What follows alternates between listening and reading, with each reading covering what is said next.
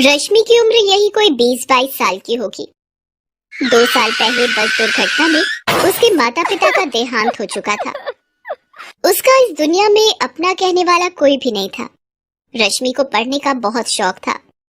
उसके पिता उसे कलेक्टर बनाना चाहते थे। उन्होंने रश्मि की पढ़ाई में कोई कसर नहीं छोड़ी। मगर उनकी अचानक हुई मौत से जैसे रश्मि के सारे सपने बिखरने लगे। घर में जो कुछ भी जमा पूंजी बची थी, उससे रश्मि ने किसी तरह अपने कॉलेज की पढ़ाई पूरी की। उसके मन में अभी भी कलेक्टर बनने का सपना फल फूल रहा था। मगर पैसे की समस्या मुंह बाए खड़ी थी। पर रश्मि ने भी हार नहीं मानी।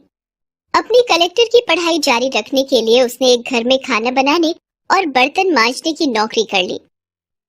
जब उसके दोस्तों ने कहा, अरे रश्मि, तू पढ़ी लिखी ग्रेजुएट होकर अब बर्तन मांजने और खाने बनाने का काम करेगी?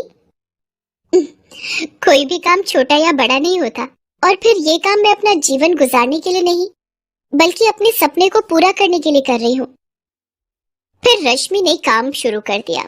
दिन भर वो जी तोड़ मेहनत करती और शाम को घर आकर पढ़ाई करती। जहाँ वो काम करने जाती थी, वहां से उसका घर करीब 5 मील पर था। तेज चलने पर भी 9 बजे रात से पहले घर नहीं पहुंच पाती थी। रात को लालटेन के सामने थकी हारी पढ़ने बैठती और ना जाने कब सो जाती, उसे पता ही नहीं चलता।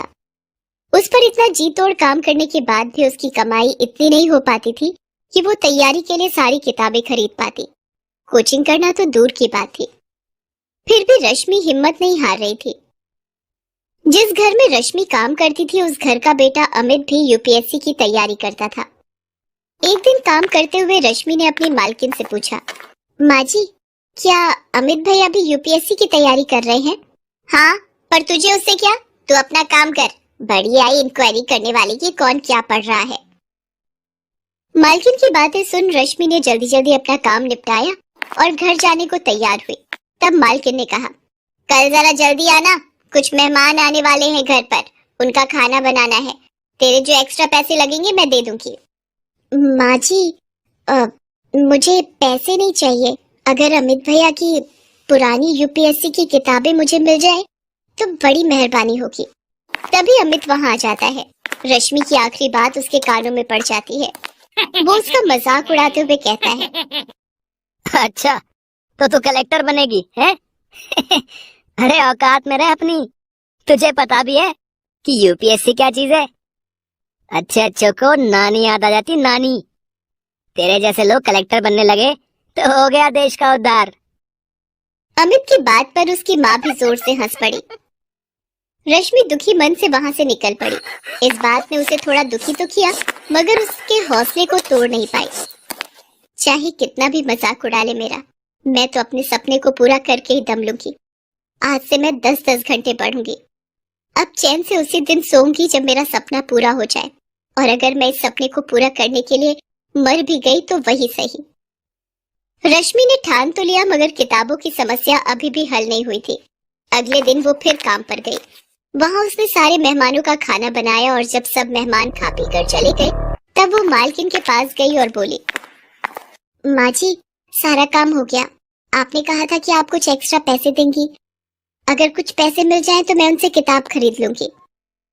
मालकिन का सारा काम तो हो गया था, इसलिए उसके मन में कुटिलता पनप गई। उसने कहा, अरे, तुझे किताबें ही चाहिए ना? तू अमित की किताबें लेती जा और उन्हें पढ़कर वापस कर देना। रश्मि को यही तो चाहिए था। उसने तुरंत हामी भर दी। फिर उसकी मालकिन ने अपने बेटे अमित को बुलाया और कहा, बेटे, इसे अपनी कुछ किताबें दे दे। ये 2-3 दिनों में उसे पढ़कर वापस कर देगी। माँ के कहने पर अमित ने अपनी कुछ किताबें लाकर रश्मि को दे दी। इसके बाद तो जैसे ये सिलसिला ही चल पड़ा। मालकिन रश्मि से मनचाहे काम करवाती और बदले में उसे कुछ किताबें पढ़ने को मिल जाया करती थी। मालकिन को इसमें अपना फायदा नजर आता था। उधर किताबें मिलने से रश्मि में एक नया जोश भर गया। अब वो दुगने उत्साह से अपनी तैयारी करने लगी। अमित की वो किताबें जो अलमारी में रखी धूल खा रही थी, उनके भी भाग्य जाग गए। एक दिन मालकिन ने काम करती हुई रश्मि से पूछा, क्यों रश्मि, तेरी पढ़ाई कैसी चल रही है? अब तो तुझे किताबें भी मिल रही हैं। रश्मि कुछ बोलती इससे पहले ही वहां अमित आ गया और बोला, अरे इसकी पढ़ाई कैसी चल रही होगी? सारा दिन तो ये यहाँ रहती है, पढ़ाई क्या खाक करेगी। क्यों रश्मि, तुझे पता भी है कि इस परीक्षा में कितने पेपर होते हैं?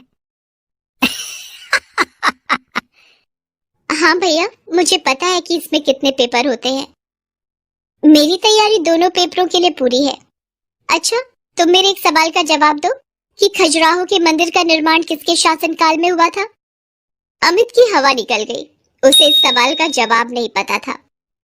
क्या हुआ भैया? ये तो बहुत मामूली सा सवाल है, आपको इसका जवाब नहीं पता क्या? अमित कुछ नहीं बोला और चुपचाप वहां से चला गया। आज रश्मि ने अपनी सारी बेइज्जतियों का जवाब एक झटके में दे दिया था। रश्मि पूरी लगन से अपनी तैयारी करती रही। उसने पूरी परीक्षा का सिलेबस परीक्षा से 2 महीने पहले ही खत्म कर दिया। निश्चित समय पर परीक्षाएं हुई और रश्मि ने आसानी से प्री एग्जाम निकाल लिया। उधर अमित अपनी तमाम कोशिशों के बावजूद भी इसमें सफल नहीं हो पाया। रश्मि ने प्री की अपनी सफलता की बात किसी को नहीं बताई। जब तक मैं इंटरव्यू नहीं पहुंच जाती तब तक किसी को ये सब बताना ठीक नहीं है। इस तरह लगातार परिश्रम करते करते रश्मि ने मेंस की परीक्षा भी पास कर ली। अब सिर्फ इंटरव्यू देना बाकी रह गया था। इंटरव्यू से एक दिन पहले, देख रश्मि, कल अमित का जन्मदिन है, काफी सारे मेहमान आने वाले हैं, तू जरा जल्दी आ जाना। लेकिन माँ जी, कल तो मेरा आना मुश्किल है, कल मेरी आखिरी परीक्षा है। हाँ, बड़ी आई परीक्षा देने वाली, जितना बोला उतना कर। अगर कल तू नहीं आई तो फिर तुझे दोबारा यहाँ घुसने नहीं दूंगी। रश्मि ने मालकिन की बात नहीं मानी और निश्चित समय पर इंटरव्यू देने गई। मालकिन ने उसी दिन दूसरी नौकरानी रख ली। आने दो उस नवाबजादी को पगार मांगने, ऐसी खरी खोटी सुनाऊंगी कि जिंदगी भर याद रखेगी। मगर रश्मि उस दिन के बाद फिर कभी उस घर में नहीं गई। ईश्वर ने उसके भाग्य में कुछ और ही लिख रखा था। इधर मालकिन उसे खरी खोटी सुनाने का इंतजार करती रही, उधर यूपीएससी की परीक्षा का परिणाम आ गया। रश्मि ने 67वें रैंक के साथ न सिर्फ ये परीक्षा पास की थी, बल्कि टॉप 100 में भी आई थी। शहर के सारे अखबार उसकी कामयाबी के किस्सों से भरे थे। अमित और उसकी माँ ने जब अखबार के पहले पन्ने पर रश्मि का नाम और उसकी प्रशंसा देखी तो उनके मुंह खुले के खुले रह गए।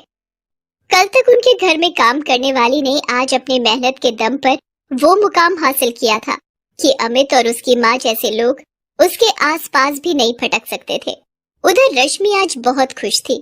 आज उसकी सफलता ने न सिर्फ उसका और उसके पिता का सपना पूरा किया था, बल्कि अमित और उसकी माँ जैसे लोगों के मुंह पर ताले भी लगा दिए थे, जो किसी की हैसियत देखकर उनके दिमाग का अंदाजा लगाते हैं।